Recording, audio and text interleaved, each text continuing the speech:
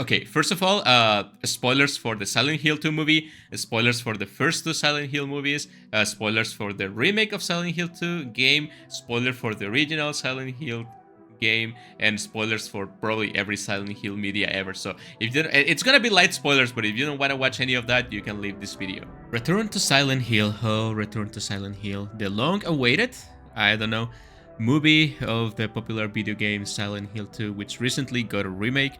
It's the third movie in this trash instance of movies of Silent Hill. I think I'm in a pretty good spot to review this movie right now because before going to the movies to watch it, sorry, I did watch the previous two movies the day before.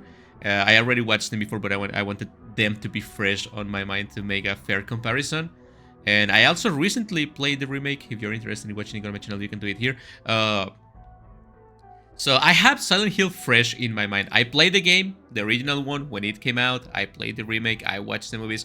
I was prepared for this movie. I knew it was going to be bad, but I tried my best to go without any kind of bias. I don't like remakes and I don't like reimaginations of media I enjoy. I actually, when I played the remake of the Silent Hill game, I was not sure I was gonna like it, but thankfully that game it's out of this world. That remake I think not only makes justice to the original one, but I think in some aspects it's even better. So it's like the perfect remake. Like if you're gonna make a remake of a game, you have to follow whatever Team Blover did in Silent Hill 2, right? And it's kind of funny because now that I think about it, this movie it's the antithesis of the game remake. Well, the remake got 100% of the things that make Silent Hill 2 right. The movie got everything wrong. I don't think they were even trying. Like, if you give a syphilitic monkey a Windows 95 computer, he probably writes a better Silent Hill movie than this one. If you cut my limbs and you blindfold me and you cut my tongue and I can only communicate through beeps on a computer, I would probably write a better Silent Hill movie than this one. First, I'm gonna mention this. The original two Silent Hill movies, which is Silent Hill and Silent Hill Revelations 3D, they are not good. By any means, they are not good movies. I don't think they are good Silent Hill movies. I don't think they are good horror movies. But like the first one was interesting. You know, it was a long time ago. Standard for video game movies were non-existent back then, right? So it was watchable. You could enjoy it a little bit. They change a bunch of the things of the story. They make the protagonist female. They change about everything about the town and the cult. The characters were horribly portrayed. The visuals were okay for the time, but I don't think they hold up for now. Silent Hill 2 Revelations was like the absolute worst thing, and I'm actually surprised that Return to Silent Hill managed to be worse than Revelations, because I think Revelations was the worst thing ever possible, right? And you have to remember one of the important things about Silent Hill 2, it's Pyramid Head, right? And that guy has been appearing on these Silent Hill movies since the beginning. Even when he doesn't belong to the story, he appeared a bunch on the first Silent Hill movie, and he appears even more on Revelations, right? And somehow I think he doesn't really have a lot of screen time in Return to Silent Hill, which should have been the Pyramid Head movie. And you know, for this review, I'm not even gonna bother like talking about like, oh, this part of the movie and in chronological order, right? Because that's one of the most infuriating things about all of this. It's that the movie just grabs scenes from the game and then just throw it into a blender. In whatever comes out, they decide to put the pieces. It's like I was having an aneurysm, and it's like watching. I got run over by a car. Imagine this: I got run over by a car, and I'm seeing my last memories. It's not my loved ones, but Silent Hill 2. But my brain is not working properly, so it just mumble jumbles everything, and I'm just thinking like, oh yeah, the hospital, oh yeah, the Blue Creek apartments, oh yeah, Mary, oh yeah, and I cannot even remember the details correctly because my brain is deprived of oxygen, which I feel is what happened to this movie director and whatever work on this movie. They didn't have oxygen in their fucking brain, and they were brain dead doing this. But because it doesn't make any fucking sense, right? I was trying to, oh yeah, this part of the, and it's just like.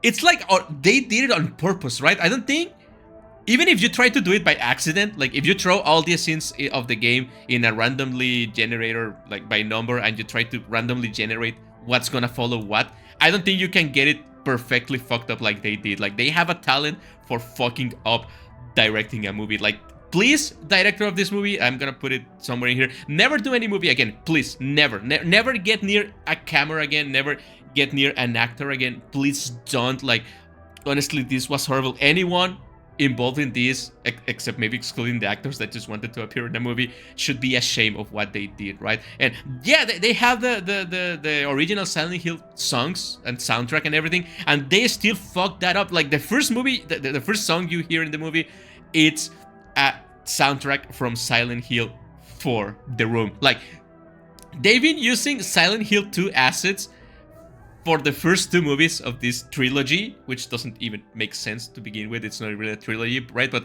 they've been using like Pyramid Head and the music from Silent Hill 2 and stuff from Silent Hill 2 all the way. And the moment they reach the Silent Hill 2 movie, they decide to use Silent Hill for stuff. It's so stupid. It's not even a reference. No, you might think, oh, it's Moriko. They are just referencing Silent Hill 4 because it's a funny quirk. No, they not. They don't know what they are doing. Don't imagine these people have any semblance of whatever is fucking happening in Silent Hill. They don't. Like, they don't. One of the things that differentiates the Silent Hill games from the Silent Hill movies, it's in the Silent Hill movies they decided to give a front row to the cult, right? The cult. It's very important in the movies. It's also in the games, but in the games it takes like a backseat, right? It's something you have to be piecing together while you play the story of whatever character you're playing, be it Heather or like be it James, whatever, right? But in the movies, it's like, oh, the cult, it's spooky because it's a spooky cult that summons demons and want to do whatever the fucking shit, right? So in the Silent Hill movies, everything is burning because the town burned down, so everything has to be smoldering, everything has to be like on fire all the time, right? And they decided, like, it's kind of weird because the moment they present these cultish people, again, obviously, everyone is in the same room, right? And you meet them, and they are friends with Mary, and it's like a black dude that looks kind of gay, and like two twins, and like a obviously lesbian woman, and it's like this stereotypical characters, right? And when I watched them the first time, I was gonna be like, oh, when they go into the dark world, you know, when they go into the real Silent Hill, they're gonna turn into a monster version of themselves, right? That's why they look so silly in real life. It's because they will have a monster counterpart that makes sense with that kind of design. But they don't. And they don't use it for anything except for like a blood orgy. But other than that, which is not even a good scene, by the way, but other than that, they don't do anything, and they just look silly, and they never appear in the movie again. It's such a shame. And talking about Mary, or like the most obvious thing, it's not Mary. It's Mary Angela Laura Orozco, whatever last name they made up for the movie, right? You have seen, I'm sure you guys have seen movies that are about video games, or movies that are about books, or like movies that video games that are about movies or stuff like that, you know, like reinterpretations of stories you like, right? And sometimes it happens for whatever reason that something called character assassination, right? Like they take something which is like a very specific thing for very specific motivations, and they just kill it, right? It fucking doesn't make sense. Like it's horrible to see something you love. You know, it usually happens, for example, with yandere characters that people don't understand what a fucking yandere is nowadays, right? So, oh, she's just crazy and it's killing people. And, oh, it's so yandere, it's so cute, and they just fucking ignore everything else about the character, and they just flanderize it, and it just fucking kills it, right? So that's exactly what happened to everyone in this fucking movie. And by everyone, I mean James, Mary, which is like 4 characters, whatever the fuck happened to Eddie, because he only appears in like 2 scenes, and he's so out of character that you wouldn't believe it. And why the fuck everyone in this movie it's calling James Jimmy Boy? Like, what kind of infantilization is that? Why would you call it Jimmy Boy? What is this, like Better Call Saul? I don't think so. This is a Silent Hill 2 movie. So, like, of all of the characters that appear, no one even resembles their original self, be it in design or like the way they behave, right? Like, if you watch me play Silent Hill 2, the remake game, or watch anyone else play it, or you play it yourself, and you know the characters, God, even if you go right now and watch a Silent Hill 2 iceberg video, and they like barely explain the characters, I bet those YouTubers that make iceberg videos will have a better take on these characters than whatever this movie was. It doesn't make any sense. And honestly, when they show the tombstone of Mary, Angela, Laura, whatever, it's so fucking ridiculous. I almost walked out of the theater in that moment again. Right, I never in my life wanted to get out of like something I paid for so bad, and I just stayed because I needed to see it through the end. Right, I needed to see there was one redeeming thing in this movie, and there was not. Another thing that it's very popular with Silent Hill, and I think everyone loves about the games, it's the monster design, right? Uh, I think it's very recognizable, very spooky. You know, aside from Pyramid Head, which is like the most famous one, you know, the Flesh Leaf, the Mandarins from Silent Hill 2 to be specific, right? The pterodactyls from Silent Hill 1, all the monsters from Silent Hill 3. Silent Hill 4, it's hit or miss in that aspect, right? It even has Ghost, for God's sake, but it's pretty good overall. I think it's really, really good. And if you're gonna make a Silent Hill movie, you might as well use those designs, right? But the only one they used was Pyramid Head, because they decided to not include the flesh lips, and they decided to include some kind of Burn Mary, which is it's basically the same thing they did to Alessa on the first movie. You know, this floating bed with multiple limbs. They decided, oh yeah, that works for Silent Hill 2. Let's do the same thing. We are not creative. Let's just do the same thing. And they just decided to do the same thing. And it kind of sucks because I wanted to see the flesh lip. And they actually make actually one of the things that infuriates me the most about this movie. It's what they did to Angela, because not only Angela doesn't even exist in this game, it's just in this movie, it's just a part of Mary. You know me, and when I played the game, I mentioned this, but the story of Angela, it's something that you have to be very careful to touch because she was sexually abused, and that's no joke. That's something that if you're making a game, a fan game, a story, whatever, if you're gonna touch on this subject, you have to be very careful what you do. You have to be respectful because these people that suffered through that in real life, and for them it's no joke. For me, there's no joke. You have to be respectful about that. It's not joking matter, right? And it's okay to touch this in movies because we need to talk about this, right? This needs to be mentioned, and it's okay if it appears in video games, in movies, in whatever, right? But you need to do it right. And I think Angela didn't got the treatment she deserved in this, right? Yeah, the abstract daddy appears, which is like a very design. I think they could have done something more unique but resembling of the original one. You know, I don't think like go watch a picture of the. I'm gonna put it here probably. Of the abstract daddy in the remake, and watch the one on the movie, and you can clearly see the difference. I don't think I even have to mention anything about this, but it's obviously the superior version of this. And you know, the way it appears and disappears in like a second, you know, let alone that there's no reason for it to exist since Angela doesn't even exist, and I'm assuming it's because Mary was abused by her dad and the cult, but it doesn't really mean the same thing. And it's kind of disrespectful to just assume that every victim of abuse it's the same, right? And it's just gonna have the same monster, blah blah blah. I don't think the James in the movie, unlike the James in the game, it's actually fit to fight against it, because the motivations of the character are pretty different, and you can see it by the end. But yeah, I rather they not touch Angela than just like to touch the subject of Angela than do this kind of thing.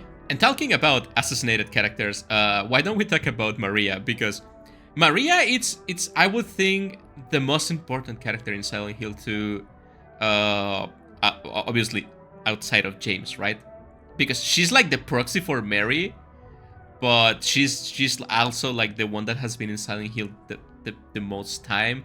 You know, if you played or have seen Born from a Wish, you would understand this.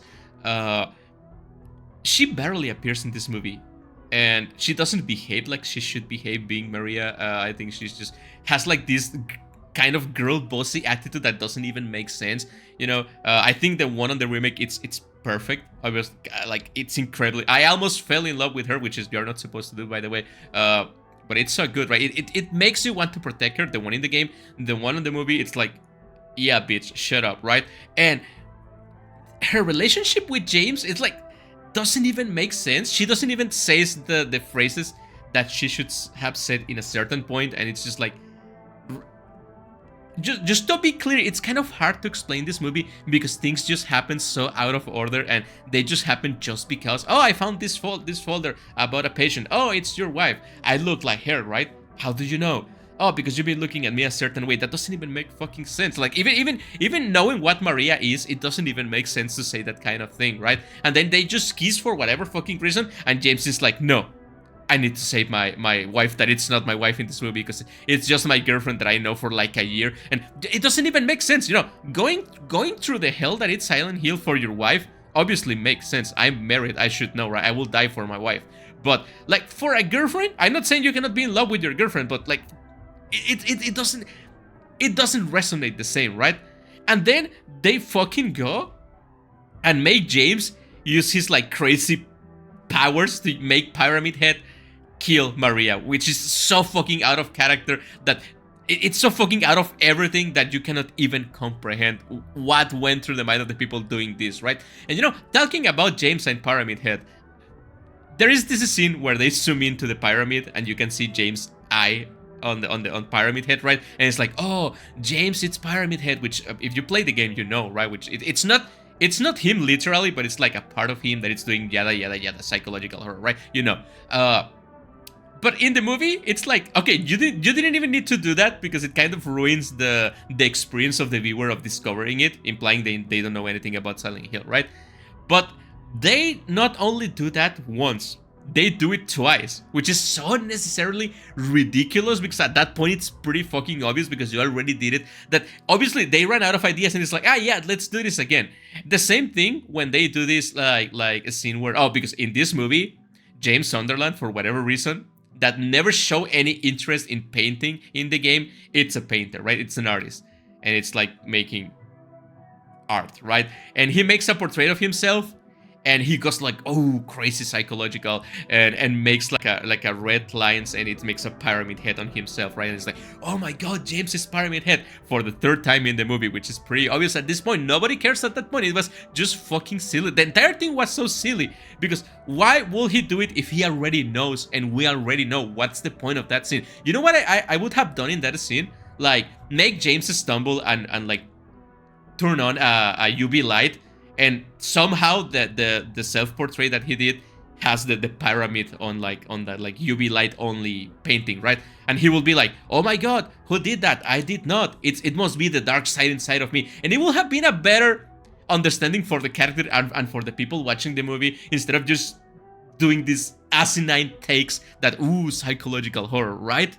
And I could talk like hours and hours about how bad this movie is, and again, I don't recommend you going to see it. Like, if you want to see it, don't waste your money, just wait for the whatever streaming service it's gonna get this pile of garbage into the library and just watch it there. And you know, if you're gonna watch it, don't watch it expecting something good or something spooky, because it's not gonna happen, right?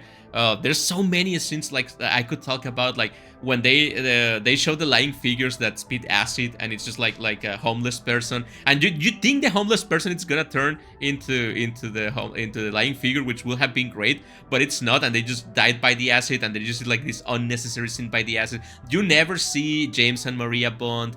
You never actually see James and Mary bond because everything is happening so fast. There is like this therapist woman that is talking to James on the phone every now and then, and it's like it's trying to make you question like, oh, what is reality and what is fake? But it doesn't really matter, and that character is so unnecessary.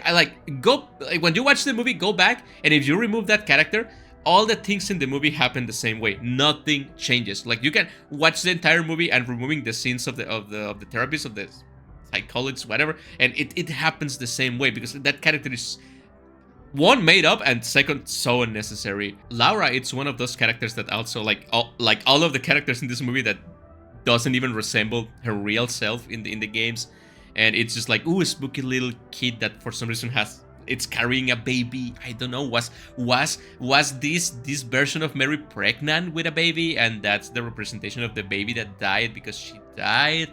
You know, James also kills Mary with a wet towel in the most what should have been the most hurtful scene in the entire movie. It's just like a fucking silly, like, oh, I'm killing you with a wet towel.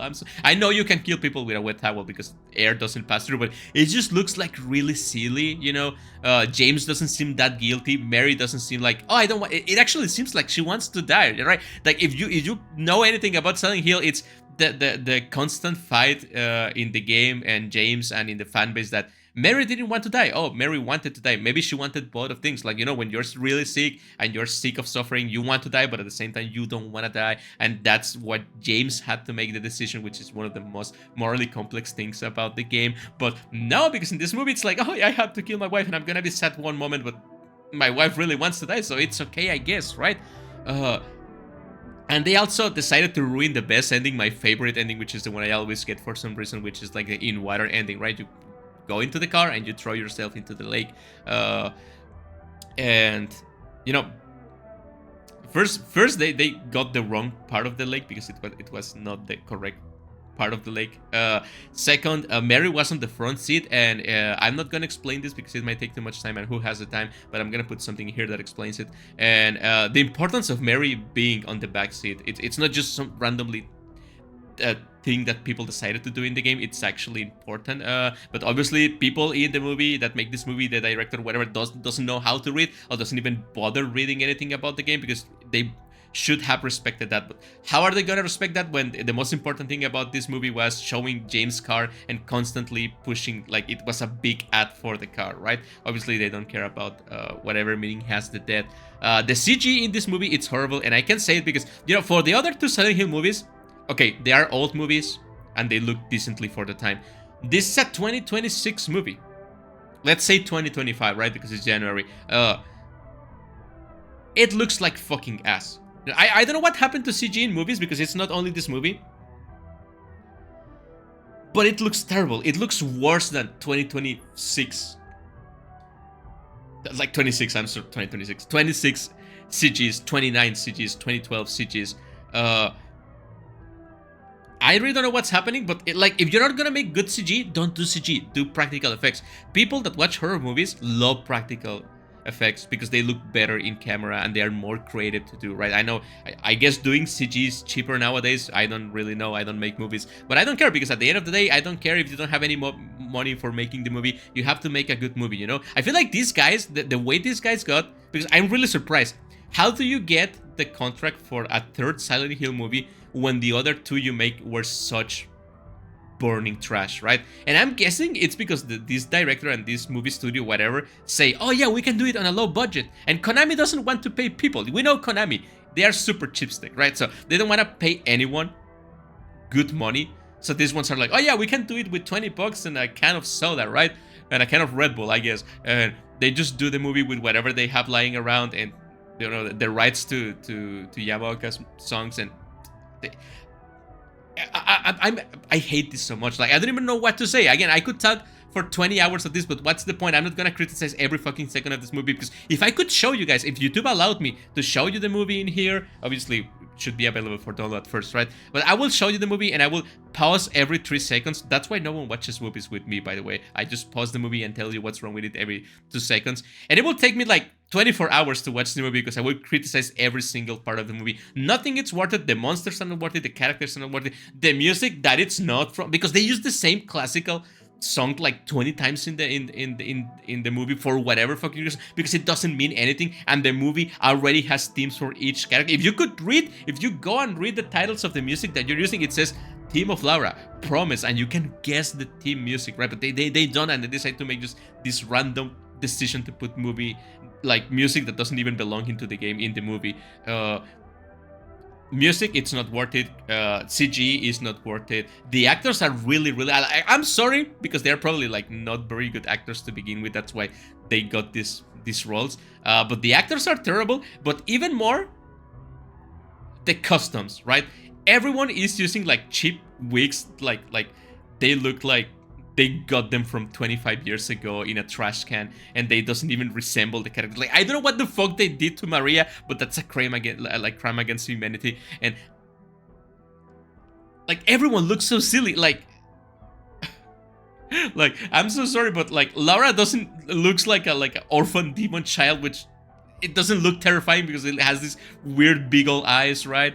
And then Angela looks like a hobo. It doesn't even look like a abuse victim. It's just like a big hobo, which it's exactly how the Gillespie woman looks in the first movie and the second movie, I guess, too. And it's like this movie was made by dollar store Tim Burton. I would say like these guys want to be Tim Burton so bad, but they are just like the Dollar Tree version of it. And no disrespect to Dollar Tree because they have excellent products, but this is a terrible movie and I wouldn't recommend you watch it ever. Thank you guys for watching my review, and I maybe will see you later.